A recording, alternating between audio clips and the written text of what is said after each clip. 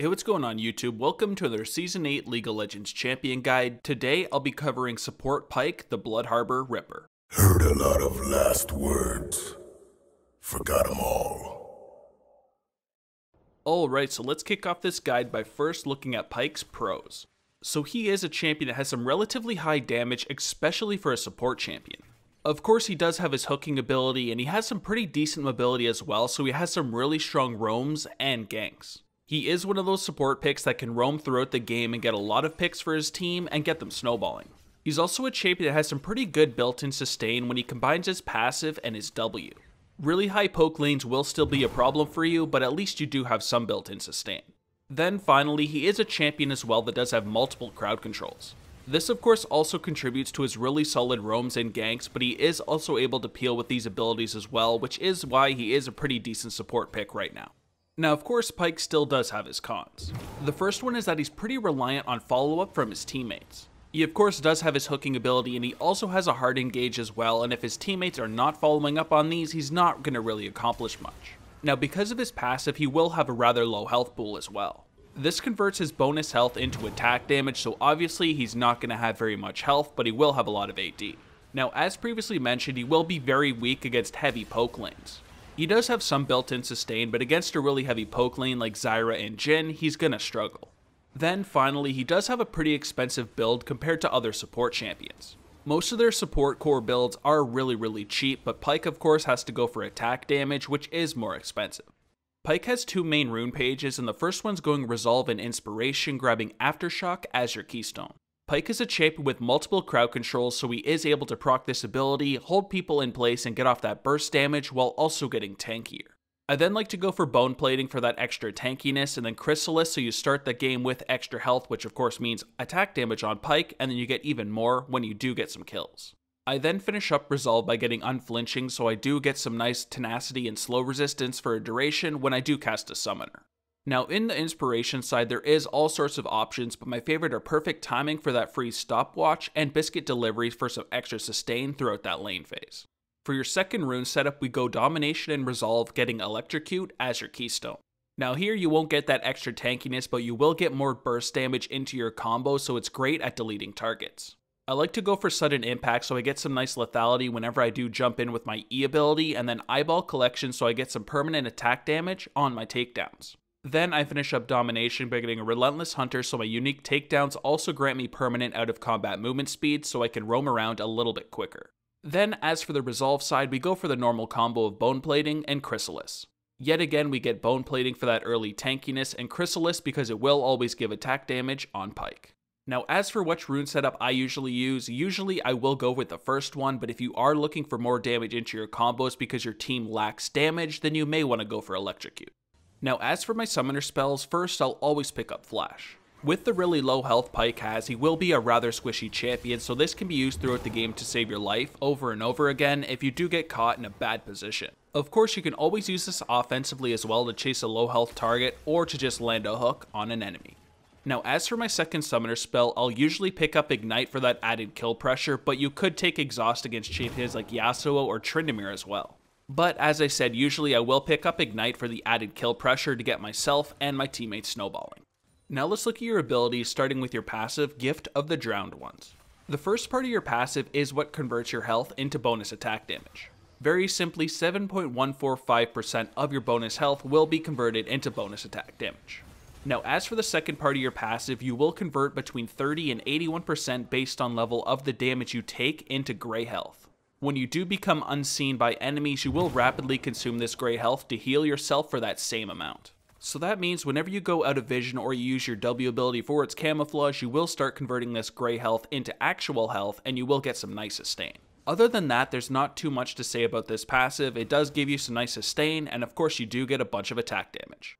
Now let's look at that hooking ability, your Q, Bone Skewer. Now you are able to charge this ability for up to 3 seconds, and the target range will change from 400 to 1100 based on the channel time. Once you stop channeling this ability, of course you will shoot out your Bone Skewer, dealing physical damage to the first enemy struck, pulling them 550 units towards you and slowing them by 90% for 1 second. You are also able to release this ability within 0.5 seconds as well to shoot it forward instantly, dealing 115% damage and slowing by 90% for 1 second as well. If interrupted while channeling, the ability will be of course cancelled. It will go on full cooldown, but half the mana cost will be refunded. So this here is definitely one of Pyke's strongest abilities. You will usually want to channel it for a little bit so you do get that pull whenever you let go, and of course the increased range. This will of course start pulling the target towards you as well, which will make landing your E a hell of a lot easier. Next up is Pyke's W ability, Ghost Water Dive. So when activated, Pyke enters camouflage and gains bonus movement speed, decaying over 5 seconds, and enemies will be noted if Pyke is pretty close to them, just like a normal camo. Now this movement speed is between 60 and 80%, and it also has an AD ratio as well, so if you do have a lot of attack damage, you can go really quick with this ability. Whenever you do attack or cast an ability, camouflage will immediately end. This is however a really solid way to get into a position to land a hook on an enemy or even your E ability. You of course will be unseen, and you can also use that movement speed to get close to an enemy and then hook them or use an E.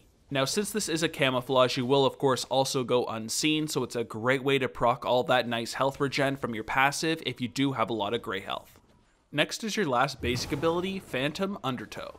Whenever Pyke activates this ability, he dashes, leaving behind a drowned phantom. After 1 second, the phantom returns to Pyke, dealing physical damage and stunning enemy champions it passes through.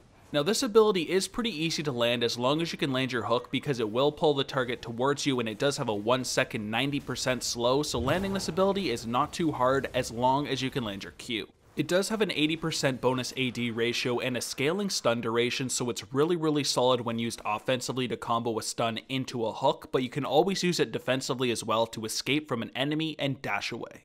And that brings us to the ultimate, Death from Below.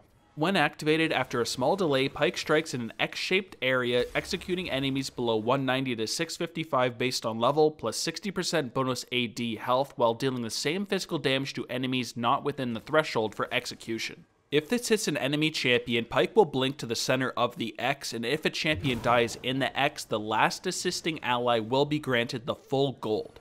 This is great because it will make sure your carries get the gold, and you will also be able to recast the ability within 20 seconds at no cost if you do kill a target. It kinda has a reset like Darius's ultimate.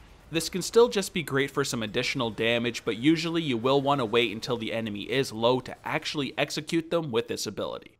For your skill order, you first want to put a point into your ultimate whenever you can at 6, 11, and 16. You'll then want to focus on maxing your Q ability as quickly as possible because it will get you some really easy kills whenever you do land it. You'll then want to focus on maxing your E ability second because it also deals some pretty decent damage and does have a scaling stun duration, so it is a really solid ability. Now that of course means you want to save your W ability for last, but you do want an early point in it at level 3 so you can proc it for its nice passive regeneration and of course the camouflage. Alright, now let's look at some of those synergies, and first up is Jhin. Now the reason Jhin will work so great with Pyke is because you guys can combine your crowd control really effectively and get some really nice kills throughout the lane phase. If you start off by landing a hook and engaging with your E, he can land his W afterwards, and you will be able to hold the target there for a relatively high duration and then go for the kill. He's also a champion that's pretty immobile, but you do have a lot of peeling to get people off of him in teamfights. Another fairly decent combo would be Lucian. Since Lucian is such an early and mid-game powerhouse, you want to try to land your crowd controls as much as you can so he can pump out his damage really quickly. He's definitely one of the strongest early game AD carries, so as long as you can land hooks and your E ability, he will be able to follow up with a ton of burst damage early on and get the lane snowballing. Another really strong combination would be Misfortune. She's another really strong early and mid-game AD carry out there, so as long as you can land at least some crowd controls throughout the lane phase, she will be able to pump a lot of damage out and get some really easy kills. She's definitely not the most mobile AD carry out there. She doesn't have anything like a built-in dash, so you may have to peel for her in the later games so she can get off a really good ultimate. And the last synergy I've included is Xayah. Now she works great with Pyke because Pyke of course has multiple crowd controls which will allow her to easily set up a bunch of feathers as long as you can chain them together, and then she will be able to get off her burst damage and do an insane amount of damage. Just that there is why this is such a strong combo. Hold people in place so she can get out her feathers and she will do the rest. Throughout the lane phase, you'll of course want to try to pull an enemy with your Q ability whenever you can. You will have to be careful in the early game, however, because this does have a long cooldown, so make sure you only land it when you think you have a good chance. Whenever you do land this ability, you want to follow up with your E ability to make sure you jump onto the target doing some nice damage and also stunning them.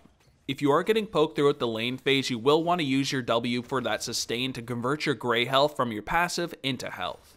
Then finally, whenever you are level 6 and the enemy is low, you will want to try to execute with your ultimate whenever possible. Of course, remember, Pyke is pretty damn good at roaming as well, so whenever you think your AD carry is at least somewhat safe, go for roams in the mid lane. In teamfights, you'll of course want to try to find a pick with your Q. This is pretty similar to playing something like a Blitzcrank or a Thresh. If you can pull in a target that is pretty squishy and is a carry, that can really give your team a massive advantage. Whenever this Q ability does land, you will want to try to engage with your E as long as you feel that you're somewhat safe. Now before the team fight starts, you will want to try to remain out of vision so the enemy is guessing where you are, and you can always use the W's camouflage to help you with this. Of course, all of your abilities can be used to help peel for your allies as well if they do get jumped on top of, and you will want to try to execute a low health enemy whenever you can with your ultimate. Now let's cover some of your harder support matchups, and first up is Janna. Janna will be a struggle for you because her poke damage is pretty damn annoying to deal with, and of course she does have a lot of peeling for her AD carries as well, so if you do jump on top of them, she can easily save them. You will have to be careful of this and try to sustain yourself as much as you can with your W, and try to all in whenever her Q or her ultimate is in cooldown. The next hard matchup for you would be Nami. She yet again is really annoying because she does have some decent poke damage, so try to sustain yourself whenever you can with your W. She does have some pretty decent peeling as well, as long as she can land her bubble, so wait until she wastes it trying to go for an offensive trade and then engage afterwards because her peeling goes down drastically. You may want to consider jumping on her instead of the AD carry because she doesn't have very much mobility. Next up would be Sona, and yet again a really annoying combination of some really decent poke damage and some great sustain. She is a very squishy champion, however, and very immobile, so if you can get on top of a Sona, you can delete her rather quickly, so that is what you want to try to do. Other than that, just try to sustain yourself throughout the lane as much as you can with your passive's great health, and then go for all-ins. And for the last hard matchup here, we've got a much tankier champion, Taric. He will be a very hard champion for you to actually bring down, so you pretty much always want to focus his AD carry. He does have some pretty damn strong peeling though, so you want to try to dodge his stun ability whenever you can and then delete them afterwards. Be very careful when he is level 6 because he's really strong at saving his allies. You want to disengage unless you're certain you can get the kill. Alright, so now let's hop into the item build, which starts with a relic shield, health potions, and a warding totem. Pyke of course is a melee champion, so the relic shield works great because you will be able to execute it and get some really nice sustain and extra gold. Of course, then you got the 3 health potions there as well because you will struggle in a lot of poke lanes, and this will help you keep sustained. For your core builds, you have Remnant of the Aspect, Duskblade, and your choice of boots. Early on in the game, I would suggest just stopping at a Targon's Brace and then go for boots and mobility so you can roam around really quickly, and then go for the Duskblade. The Targon's Brace will be strong enough in the early and the mid game. You want to focus on your mobility and your damage, and then get the Remnant of the Aspect afterwards. Getting those early boots and mobility and Duskblade can change the game drastically and get yourself and your teammates snowballing. For your item pool, you first have the Yumu's. This is a great way to add some more attack damage and lethality as well as cooldown reduction into your item build really early. Of course, Yumu's Ghostblade does also have that activation that will give you some extra movement speed, which is great at engaging into a team. Then next in your item pool would be the Black Cleaver. This is a great way to get yet again some more cooldown reduction and attack damage, but it does also have an armor shred on it as well, so it's great against the tankier champions on the enemy team on top of it. If you're then looking for a mix of defensive and offensive, you want to go for the Guardian Angel. This will yet again give you some nice attack damage, but you will also have that defensive shield that brings you back to life in the later stages of the game, which is incredibly strong as well. If you're then looking for a bit of extra split push or tankiness, you could always get the Banner of Command. This will give you some really solid extra tankiness, and you will also be able to empower a minion, which will make your push even stronger. If you then want to go back to offense, you can always get a Death Stance. This will give you some nice attack damage and lifesteal, so Pyke will have some nice sustain in those fights.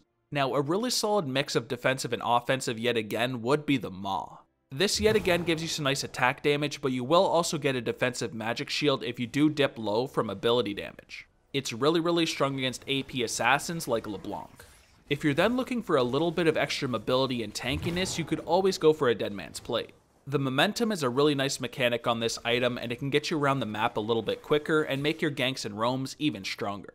Then finally, you could go more traditional and get a Knight's Vow to attach yourself to a carry. It is a pretty strong item, and that health will of course give you some more attack damage, but it's not something I take too often. For my example fill build though, I go for more of an assassin and I take the core build with Boots of Mobility and then get the Yumu's, the Black Cleaver, and a Guardian Angel. You will be dishing out a ton of damage, especially for a support champion, and you will be able to delete those squishy targets on the enemy team. And that's everything for support Pyke. If you guys enjoyed the video, please like and subscribe and visit my video description below. I have a link to all my social medias and I do also have a Discord server, so that's one you should definitely check out. But other than that, thank you guys a ton for watching, I really do appreciate it, so take it easy, have a good day, and peace.